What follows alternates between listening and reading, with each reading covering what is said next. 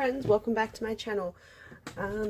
Today I was going to sit down and do my November walkthrough, flip through and do some tarot pulls, but I'm really excited because I got a new tarot deck yesterday and it is absolutely incredible. So I am going to show you my tarot and oracle cards. I don't have a lot, so it won't be very long, but I'm going to end it with my new deck. So if you like tarot and if you like Dungeons and Dragons, then you have come to the right place to see my new amazing beautiful tarot deck. So I'll start with the one I use the most, which everybody's seen if you've watched any of my videos before. It's called This Might Hurt Tarot. I found this on a Instagram probably a little over a year ago, maybe a year and a half ago, and it has been my favorite deck since. It is gender non-conforming with a lot of the cards. The artwork is incredible.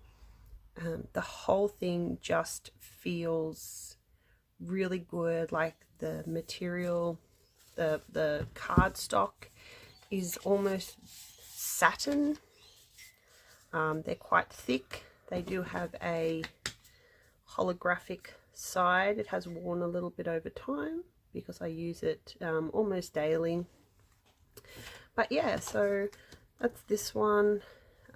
Like I said, if you've seen my channel before, you will know that I use this one a lot. So it is just gorgeous. Like, yeah, non-binary characters used a lot.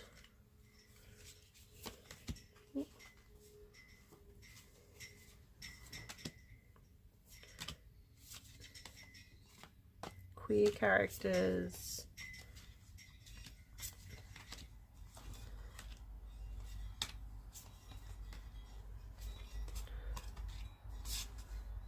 Very intuitive, I find. It has been an amazing deck for me.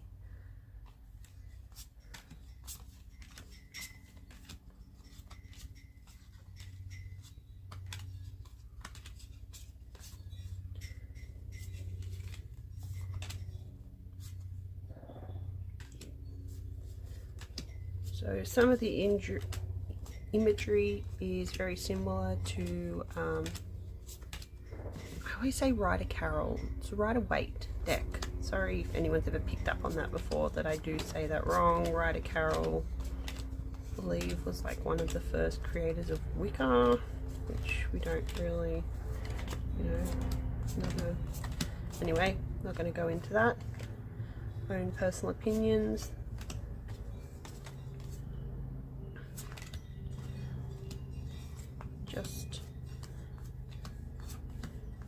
And the guidebook, even though it did fall apart on me quite early on, is really instructional. I'll keep that one out because that's my card of the week, so it stays out on my desk altar. But so that is my most used one at the moment. We'll see how we go after I play around with my new deck. Do my other tarot first. Now, I've talked about this one before as well. It is the Tattoo Tarot, and it was text by Diane McKinnon Collis. I don't know who the artwork is by. I have mixed feelings about this deck. When I bought it, that's my card of the month, so I'll keep it out. I mean, if you like tarot, it's good. I mean, if you like tattoos, it feels very old school tattooy.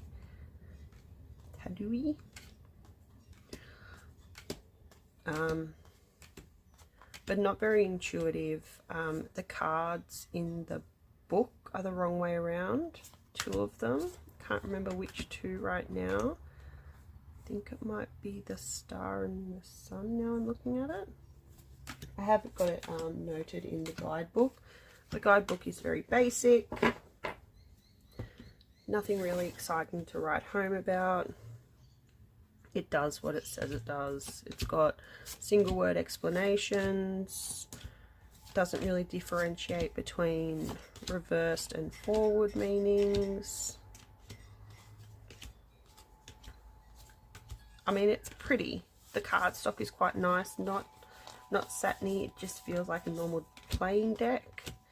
You know, that's almost soft waxy feel. Nice and smooth. Always good to shuffle, but it's just not as intuitive.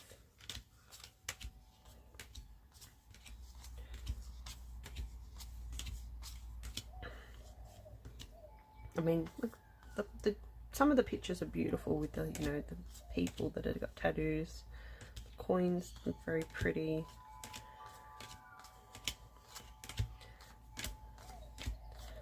This is probably the first tarot deck that I bought for myself. The other ones I have stored away. I don't use them. They were the original ones that I got given as a young person.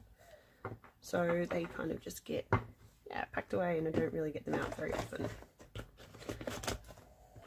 So they are my tarot decks that I keep close to me. Next isn't really tarot or oracle. These are Lucy Cavendish Secrets of the Witch, and they're magical wisdom cards. So the idea is you just pull one, flick through the box. You don't even need to open it because the way the box is designed, they sit in there like that, so you can just kind of flick through, randomly grab one and read what it says. So they're just little messages from the goddess. No imagery. Oh, that's a information card. But yeah, I use this one sometimes when I'm feeling a little bit lost, if I need a bit of guidance. Probably don't use it as much as I should because it is quite a good deck.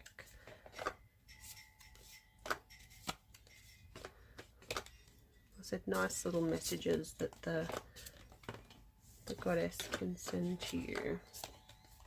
I'm not going to go through them all, but you get the idea, you know.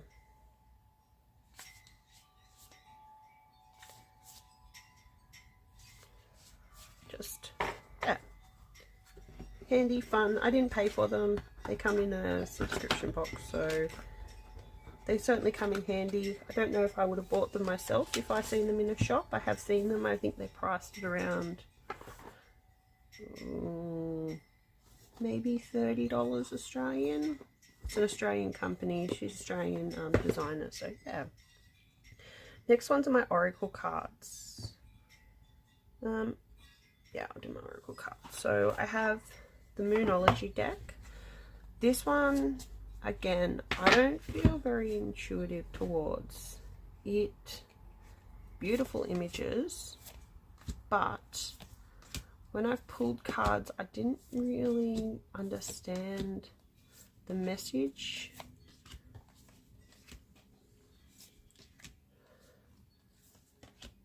So I use them on my altar as well. I find the card that matches where the moon position is, and then I use the guidebook to help guide me through that phase of the moon. I keep them in order, as you can see, so I can find them when I need them. Don't know why they're separated like that at the moment, but they just are. Should get out. New moon in Scorpio at the moment, so I might keep that one out to put in my altar. And we go into the first quarters, which have the chakras on it, which are nice. So maybe I just haven't connected with this deck because I don't use it. Well, I didn't feel connected, so I didn't use it. Maybe I need just some more time to let that one connect with me better. A lot of people I know that have it absolutely love it and use it all the time, but it just hasn't worked for me.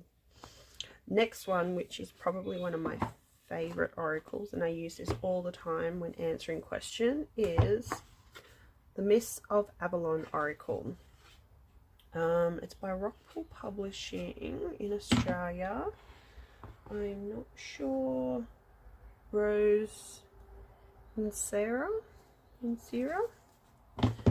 is the person credited on it. So I love the design on the back, absolutely gorgeous, and I like how it has the main meaning of the card on it, and it has in the guidebook.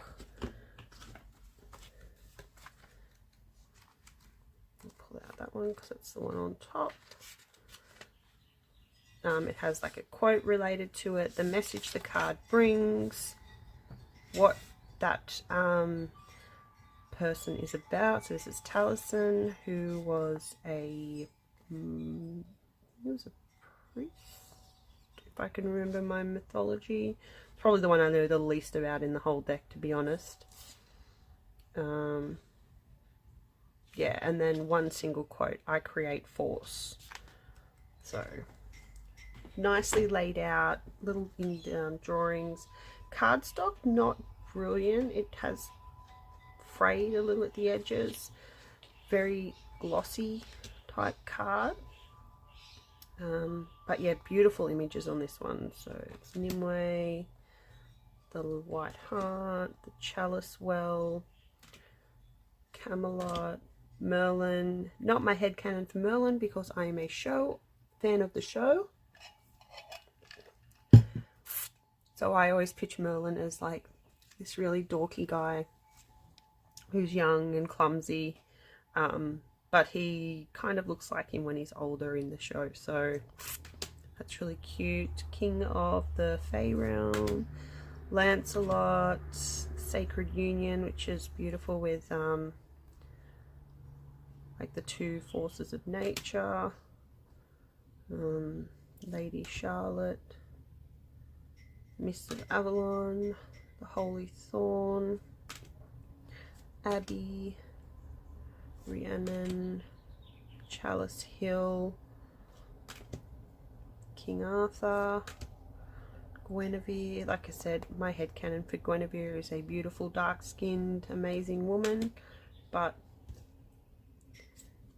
only because of the show that I'm obsessed with. The dragons, beautiful card, love pulling that one. Excalibur, Richard, Sacred Cove, Isle of Avalon, Morgan Le Fay, Ingrain, the Otherworld, the lovely Unicorn, Ernwood. Oh, I'm not going to pronounce her name, but she's gorgeous with the owl. Birdwin. I've never been good at pronouncing other names from cultures that are not my own, even sometimes from my own. I love this one. This one always feels so mysterious and welcoming. Very welcoming. Fairy, Caradwen, the Tor, and Brawin. So like I said, absolutely gorgeous deck. I use that yeah, when I definitely need to get some answers in my tarot. If I'm pulling tarot and it doesn't feel like it's the right answer, and I've pulled it a few times and it's just not working out, or if it's sending me the same message and I don't understand the message, I will accompany that one, always gravitate to that one. My last oracle is another one by Rockpool Publishing, beautiful publishing company in Australia. The Green Witch Oracle was very popular on, I don't know if it was Witch Talk or like on socials for a little while. So again, really well set out book. Memory, rosemary. I mean, we all associate rosemary with memory. card 16, so it's very easily found. Memory, then it's got a quote. I believe they're normally famous quotes. It's got the actual Latin name, which it also has on the card. It has the element, the sign that it is representative of, the celestial body in some cases. I don't think, unless this one's just stars, but you know, it's associated with the sun. But in here it has the information too, so what the meaning is, the cultivation, so really interesting. I think this is why I bought the book, because it has the information on how to cultivate and grow the actual herb itself, because I am a green witch and I very much grow, not all of the herbs. There's like, in the whole deck, 44. Oh, I do have that one in my garden at the moment. There's 44 in there. I probably have close to 44. I don't have all of them though, especially some of them are very seasonal. And then a spell to go with it. So really well thought out guidebook. But this one's good because it gives you a really good feeling about an answer that you might want. So, and again, because it just has a word that is associated with it, it always feels very I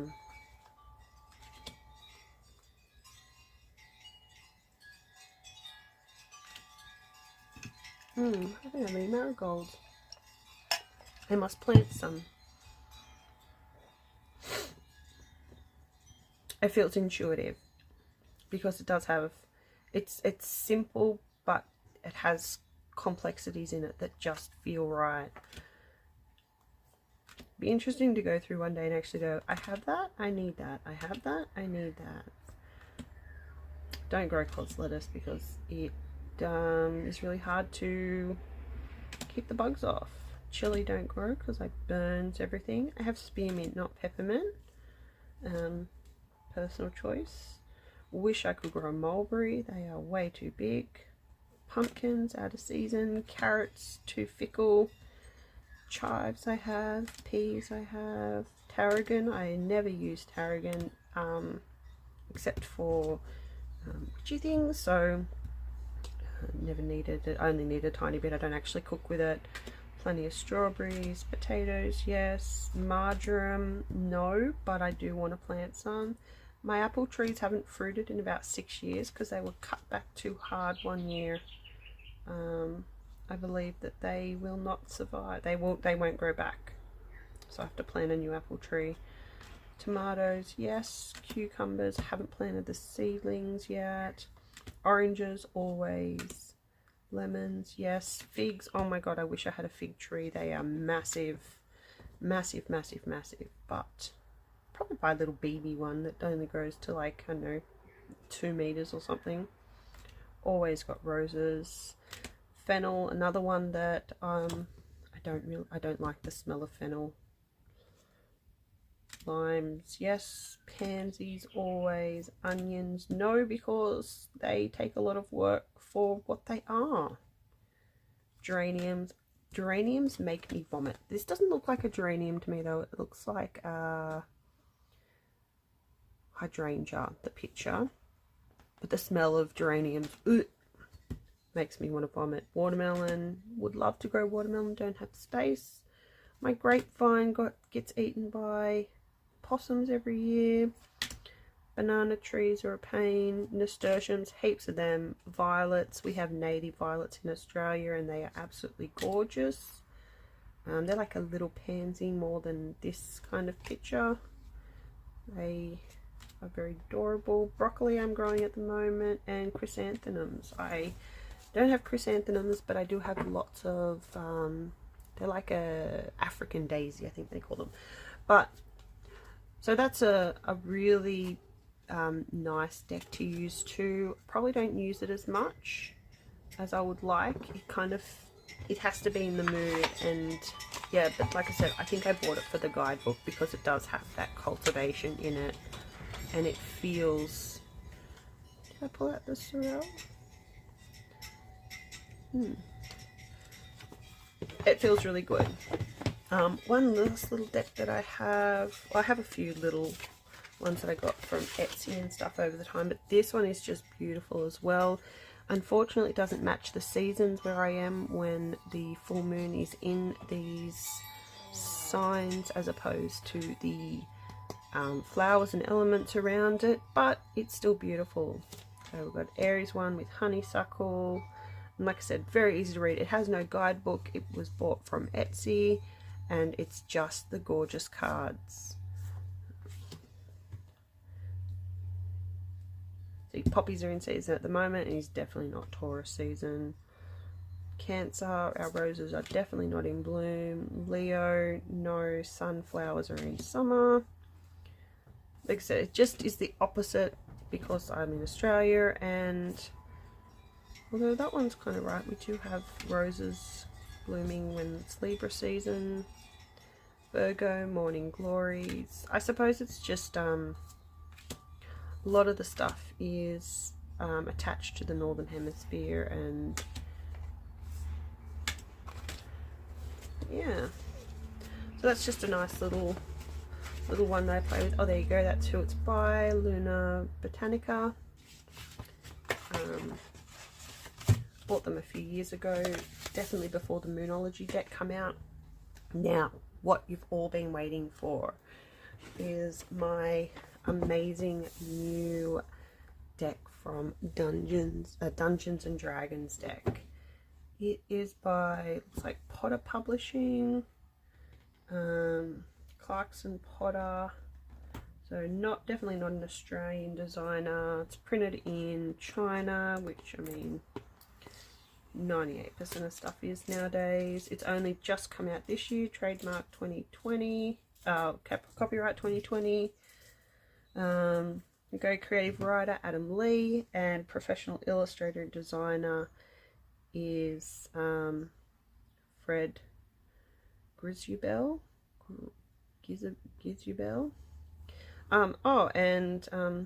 Adam Lee is also, he does do campaigns. He writes campaigns for Dungeons and Dragons. So if you're a Dungeons and Dragons fan and you like tarot, you like divination, I use my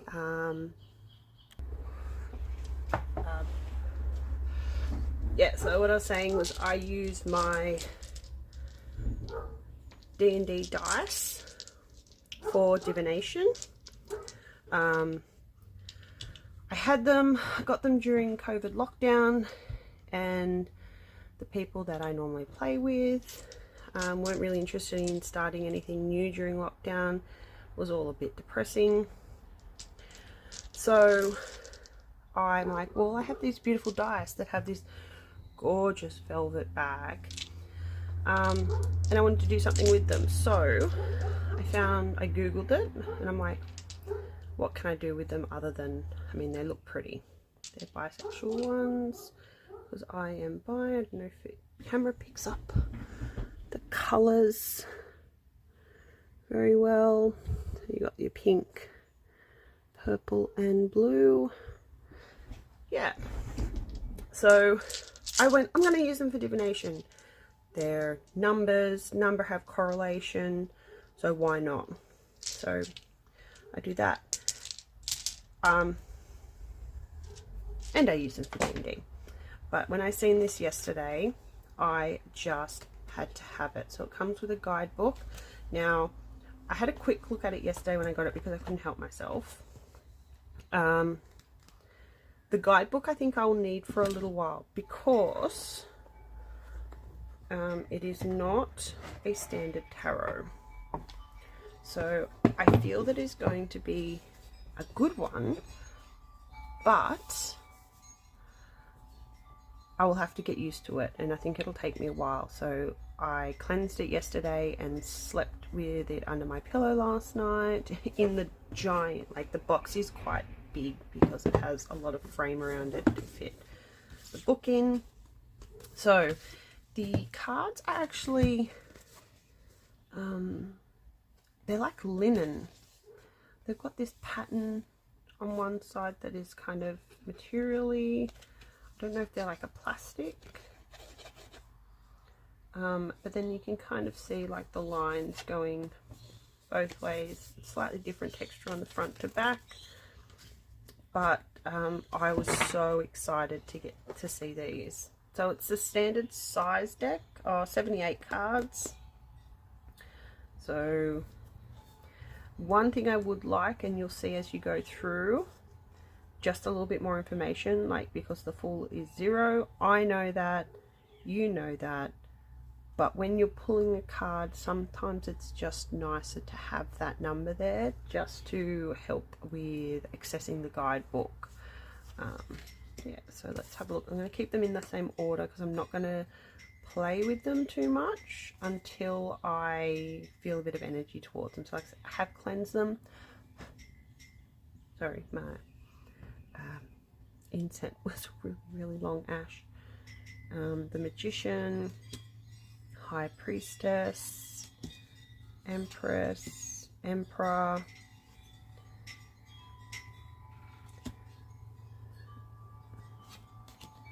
Lovers. I like the Lovers because I am queer, and I like that it is 2 possibly male presenting characters, an elf and a human by the looks. Chariot, Strength, Hermit. Like, this one's gorgeous with the different symbols around it. Yeah, Wheel of Fortune, Justice. Yeah, Hangman is gorgeous. Look at that, like the reflecting. He's hanging down through the dead tree to the water, and then the water one has like this, I'm guessing it's like mountain, and then the rays. It's just gorgeous. Oh, in that way. The Death card, which is nice with the skeleton half covered. Devil, the Tower, that's gorgeous again with the dragons. Oh, I just realized 1, 2, 3, 4 dragons in that, not 2. As I said, I had a very quick through this yesterday when I got it home because I just could not help myself.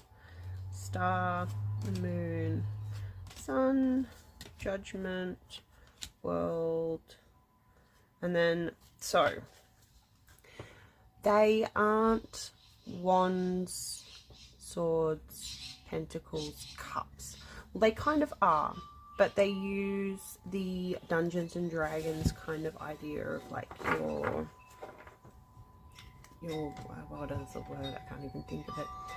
The main things that are like your power and strength. So we've got charisma, wisdom, intelligence, and strength. So the first one is strength, and I suppose strength would be the swords. I'm going to keep that there just so I can look at it. So this would be almost like your swords deck. Almost.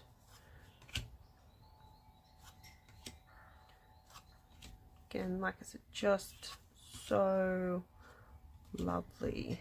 You want to zoom in a bit? Probably. Is that a bit unclear now? I want you to really see it because it's so good. It still seems a bit blurry.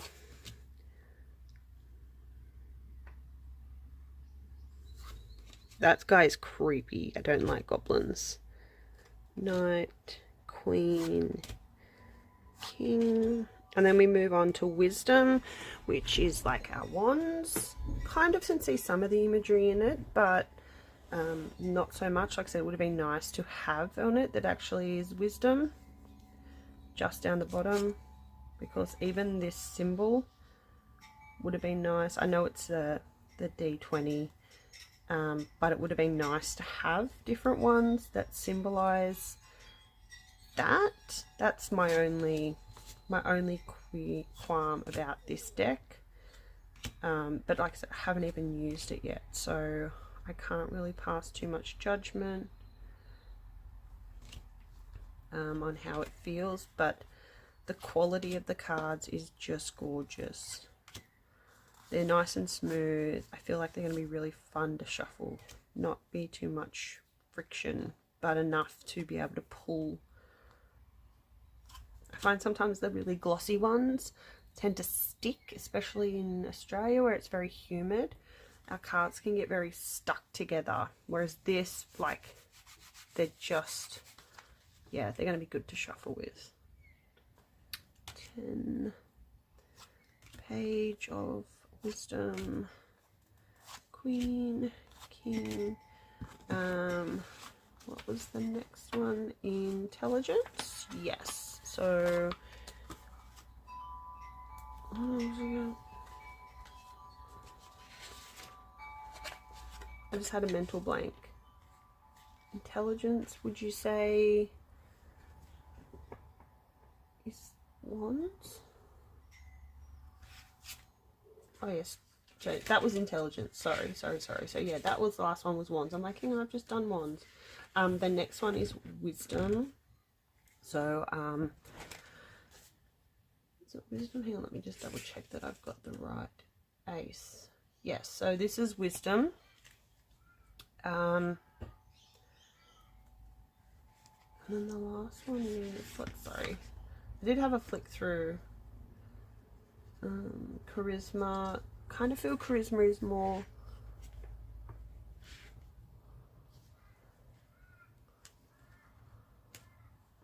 I don't know, I suppose you can't really relate them back to the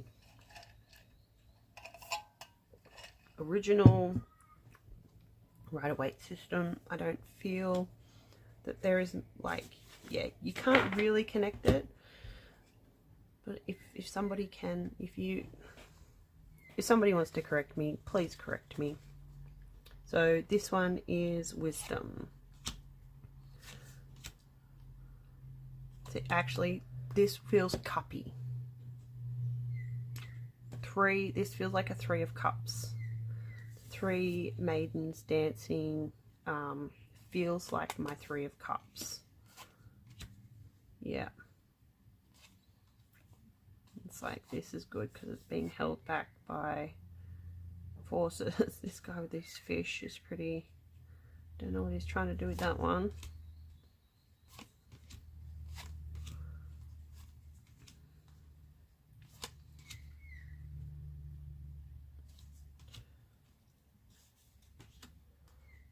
Knight, look at the detail on that. Oh, that queen is beautiful. The water gives me kind of like poison ivy, the villain heroine kind of vibes. And yes, so the last one is Charisma. So like I said, I suppose Charisma is kind of grounded, so it kind of feels like a pentacle.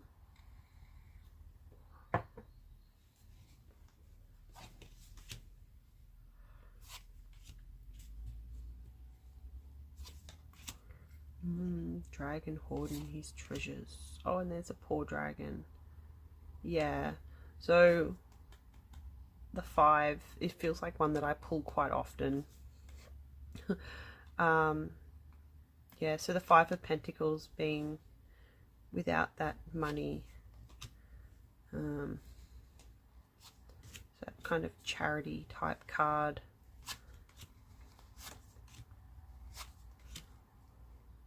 And then, yeah, the 10 of Pentacles is always like that family, generational, fruitfulness. You know, the fruit is ripened. Yeah, that's good. Oh, I like this giant tiger saber. Oh, it's Mike Wazowski. I know it's not, but it looks like a creepy white Mike Wazowski. Those Disney fans.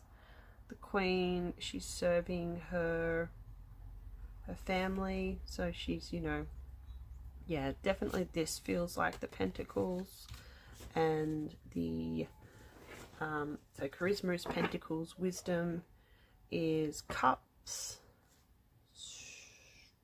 strength is our swords, and intelligent is our wands. Definitely, yep. So I suppose you can call them the same thing. You can overlap them in that way if you want.